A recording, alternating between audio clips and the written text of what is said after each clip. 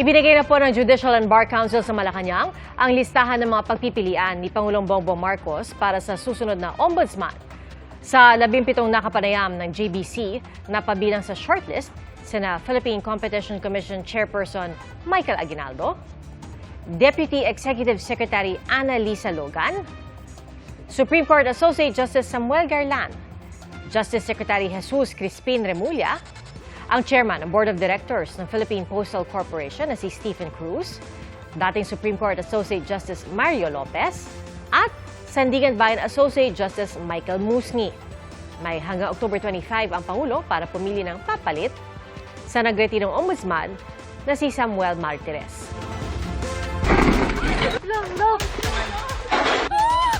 Lord, please send some help.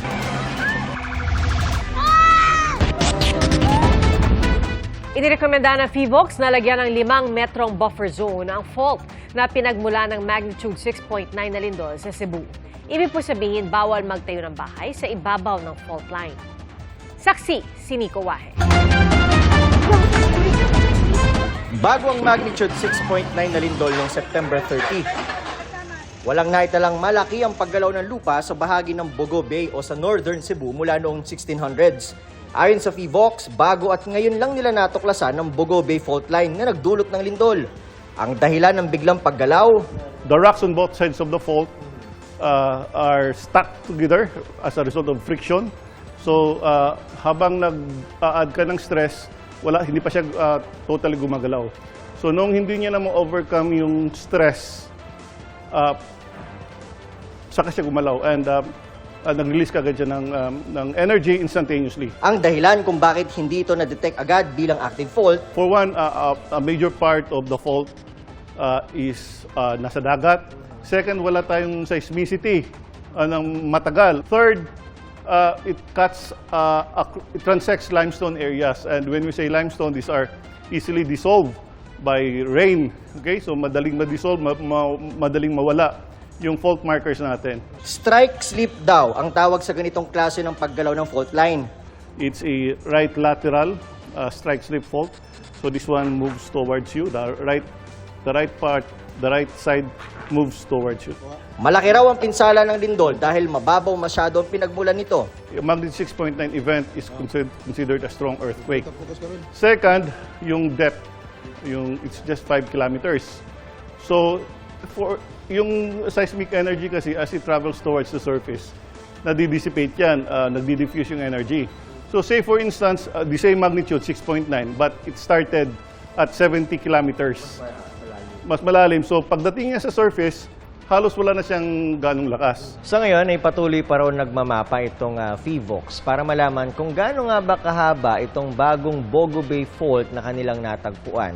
Sa ngayon, nasa 6 kilometer on land pa lang daw ang kanilang natitrace, pero ayon sa PHIVOLCS, posibleng may haba ito ng nasa 40 hanggang 50 kilometers. Ito naman ang aftershocks map. Makikita sa pamamagitan ng mga pulang bilog. Ang star naman ang epicenter. Yan daw ang tinitrace ngayon ng PHIVOLCS para ma-map out ang bagong fault line. Ito yung kikita mo naman yung linear feature, may mape-perceive ka na di ba, direction. So this is the epicenter. Pag ganun, yan, start from sa dagat and then pupunta rito sa lupa. Okay. So ito sir, dito siya nag-start yung start. Yan yung epicenter Okay. ng lindol. So as you can see, northeast trending. So yun yung tinitingnan natin. Gaya sa iba pang fault sa buong bansa, nirekomenda ng PHIVOLCS na magkaroon ng 5-meter buffer zone sa Bogo Bay Fault. Ibig sabihin, bawal magtayo ng struktura gaya ng bahay sa ibabaw ng fault line. Ang sinasabi natin, you're not supposed to build a structure on top of a fault. Yung structure na habitation, dapat hindi yan. Kasi nga, wala tayong engineering intervention for ground rupture hazard. Pero hindi raw ibig sabihin na walang panganib sa labas ng 5-meter buffer zone. Nakadepende pa raw sa tibay ng struktura kung maliligtas ito sa pagyanig ng lupa. Para sa GMA Integrated News, ako si Nico Wahe, ang inyong saksi. Nadisgrasya sa Balamban, Cebu ang sasakyang maghatid sana ng relief goods sa mga biktima ng lindol. Pababa sa kalsada isang pickup nang mabangga nito ang sinusundang sasakyan. Sa lakas ng impact, bumaligtad ang nasalpok na sasakyan habang sumalpok naman sa pader ang pickup. Isinugod sa ospital ang mga biktima. 11 ang sugatan. Base sa investigasyon, hindi umano kabisado ng driver ng pickup ang daan at papunta sana ang pickup sa Northern Cebu para maghatid ng tulong sa mga kaanak na apektado ng lindol. Sa halip na sirain o itapon ng bigas at iba pang mga gamit na dating nakumpiska ng Bureau of Customs, ipadadala ang mga ito bilang tulong sa mga nasalanta ng magnitude 6.9 na lindol sa Cebu. Saksi, si Ian Cruz. Sa kasagsagan ng lindol noong September 30, nawasak ang dalawang palapag na bahay na ito sa Bourbon, Cebu. Nasawi ang residenteng si Doray Urot. Miyerkules ng hapon nakuha ang kanyang labi. Nakaligtas at naisugod sa ospital ang kanyang asawa. Sobrang sakit. Nagsige pa migtawag og rescue. Oo. Napinsala rin ng Nipa Bridge na nagdurugtong sa Bourbon at Tabogon na siya ring karaniwang dinaraanan papunta at mula Cebu City. Sarado ito dahil malakas na raw ang uga. Sa Tabogon, nadaganan ng mga bato ang ilang bahay nang lumindol at gumuho ang bundok. Sa tala ng pamahalang panlalawigan, 4 sa 5 nasawi sa Tabogon nakatira sa Barangay Pio sa gilid ng bundok. Mas malaki pa sa mga sasakyan yung ilan sa mga batong bumagsak matapos nga ang lindol at makikita po natin dito yung bakas na dinaanan nitong bato matapos tumama dun sa bahay. Maraming bato pa ang bumagsak mula dyan sa bundok at tumama din dito sa bahay na ito kaya naman nakabaon na halos yung mga biktima ng natagpuan ng kanilang mga kaanak. Kabilang sa mga nasawi ang anak, kapatid at lola ni Jo Marie. Nahugot pa rin ni Jo Marie sa guho ang anak at kapatid at nadala sa pagamutan. Pero nasawi kalaunan sa tindi ng mga tinamong sugat sa iba't ibang bahagi ng katawan. Bago nasawi ang anak na naputulan ng mga paa, nagtanong pa raw ang bata kung makakalakad pa ba siya, kung makakapasok pa sa eskwelahan at kung makikita pa ba niya ang kanyang mama. Sobrang sakit po, sir eh. Sobra talaga po. Hindi ko po tagakaya po. Pero kakayanin namin po kasi nangyari na po eh. Yung sakit, yung ko pala po eh. Hindi mawala eh. Kahit saan na sila pa rin yung anak ko eh. Sila nandyan sa isip ko. Sa huling tala ng Office of Civil Defense, umabot na sa 72 ang bilang ng mga nasawi bunsod ng lindol. Wasak rin ang kalsadang papunta sa Tabogon Port, pati mismong pier, napinsala at ngayoy lubog sa tubig. May tubig na dito sa kanilang Coast Guard substation dahil nga po talagang pinapasok na ng tubig itong kanilang port na malaki ang ibinaba dahil sa 6.9 magnitude na lindol. Cargo ships at mga bangkalang ang gumagamit ngayon ng pier, kaya walang biyaheng apektado. Maski barkong magdadala sana ng relief goods, hindi pwedeng dito tumigil. Yung sa Coast Guard District Central Visayas, sir, nag-coordinate dito, sir, kung pwede bang mag-dock yung barko na may dalang relief goods, pero negative, sir. Pati sa sugod, sir. Nagtayo muna ng tent ang mga taga-Coast Guard bilang pansamantala nilang tanggapan. Sa bayan ng San Remigio, 30 sinkhole ang naitala kasunod ng lindol. Meron din sa Bogo City at iba pang mga bayan. Kaya nagsasagawa na ng pagsusuri sa buong Cebu ang Mines and Geosciences Bureau. Inirekomenda rin ng PHIVOLCS na huwag munang tayuan ng istruktura ang mga sinkhole at iba pang bitak. Marami sa mga residenteng apektado ng lindol ang takot pang bumalik sa kanilang mga bahay. Kaya ipinagutos si Pangulong Bongbong Marcos ang pagbuo ng mga tinatawag na tent city na lalagyan din ng mga pasilidad tulad ng water station at sanitation facilities. 2,500 tent ang itatayo sa isang bakanteng lote sa Barangay Cogod sa Bogo City. 200 tent naman sa Medellin. Kawawa naman kasi, di ba, yung mga kababayan natin that are currently nasa roads or nakakalat, diba, kawawa sila from the elements. So the LGU will be handling that. It's a complete city practically. You have a medical, although the mayor already has not too far away from here, a health center. Yung mga triage, yung mga sumasakit kagad din siya, magagamot dito. First, we will start with those families na permanently yung bahay nila na damage talaga. And then second po, we will also try to may report kasi second yung sa PhilVox, there was a new fault line. So we will try to convince or maybe force evacuate those residing along the fault line. Sa halip namang sirain ang mga gamit na dating nasabat o nakumpiska ng Bureau of Customs, ipamamahagi ang mga ito sa mga apektado ng lindol sa Cebu. Ito ang karamihan sa mga isinakay na gamit sa Villamor Air Base sa Pasay City kanina. Magpapadala tayo ng mahigit 1,000 plus na mga tents at ang mga bigas at ang importante yung power supply dahil may mga lugar doon intermittent pa yung supply nila ng kuryente. Unang bugso pa lang daw ito at masusundan pa ng turnover ng BOC ng mga abandonado o di kaya ay forfeited ng mga gamit para ipantulong. Para sa GMA Integrated News, ako si Ian Cruz, ang inyong saksi.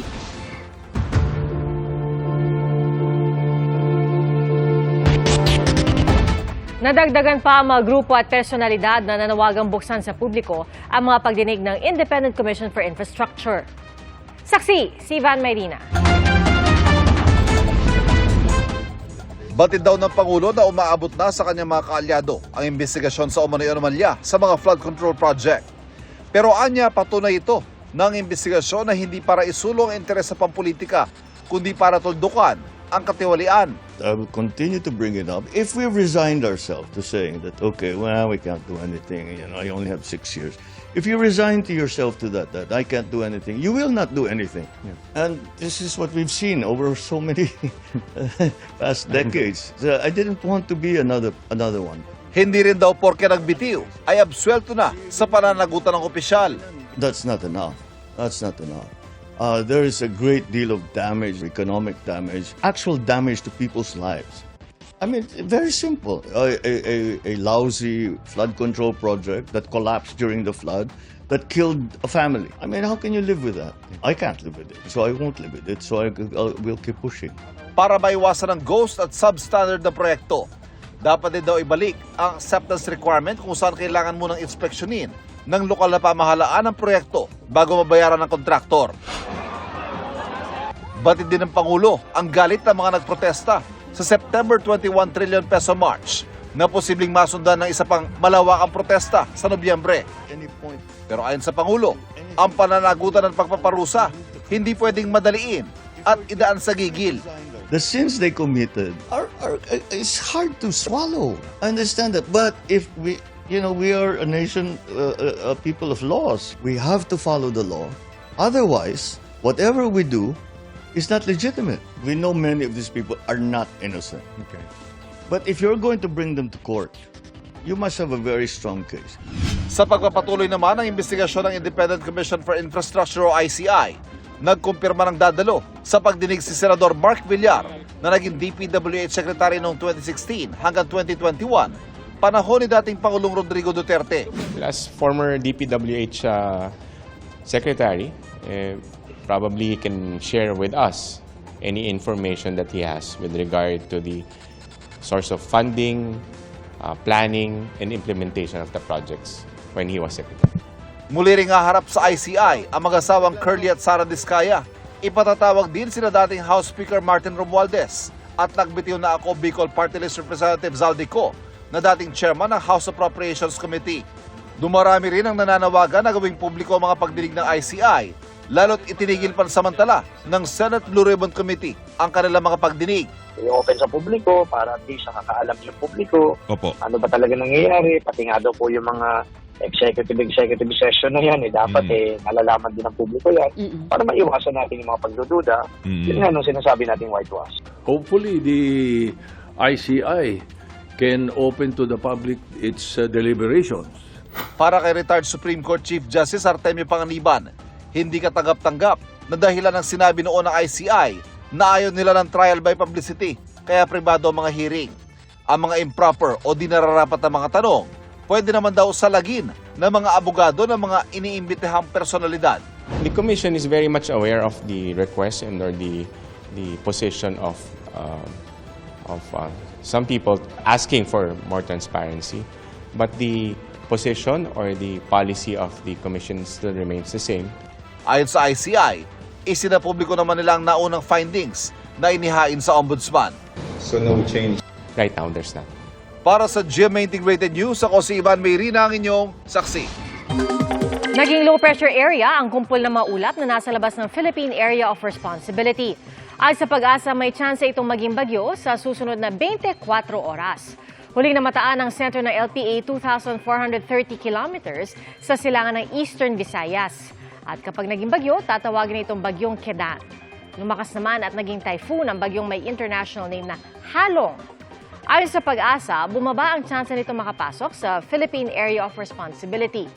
Huli itong namataan 1,955 kilometers sa silangan-hilagang silangan ng extreme northern Luzon. At sa ngayon, Intertropical Convergence Zone o ITCZ, northeasterly wind flow at localized thunderstorms ang nagpapaulan sa bansa. Sa datos ng Metro Weather, posible ang kalat-kalat na ulan bukas sa Palawan, Kanluran at Silangang Visayas, Zamboanga Peninsula, Sulu Archipelago at Soxargen. Posible rin makaranas ng pag-ulan sa Hilaga at gitnang Luzon, Bicol Region, iba pang bahagi ng Mimaropa, Calabarzon, pati na sa malaking bahagi ng Visayas at Mindanao. May chance ring ulanin bukas ang Metro Manila. Mga kapuso, maging una sa saksi. Mag-subscribe sa GMA Integrated News sa YouTube para sa iba't ibang balita.